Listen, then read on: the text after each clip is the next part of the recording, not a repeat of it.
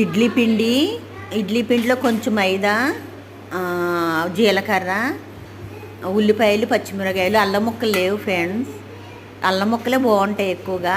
తగినంత సాల్ట్ చక్కగా కలుపుకొని పునుగుల కింద వేసుకోవడమే ఫ్రెండ్స్.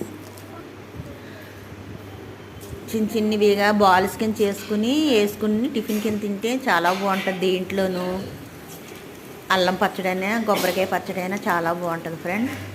ఇలా వేసుకోవాలి ఫ్రెండ్. అల్లం ముక్కలు ఉంటే దాని టేస్టే వేరు ఫ్రెండ్స్. అల్లం ముక్కలు లేవు. కొంచెం జీలకర్ర వేసాను, ఉల్లిపాయలు, పచ్చిమిరకాయలు, జీలకర్ర చక్కగా అలాగా గోల్డెన్ కలర్లో వేయించుకుని బాగుంటాయి ఫ్రెండ్. నచ్చితే సబ్స్క్రైబ్ చేసి లైక్ వేసుకోండి ఫ్రెండ్.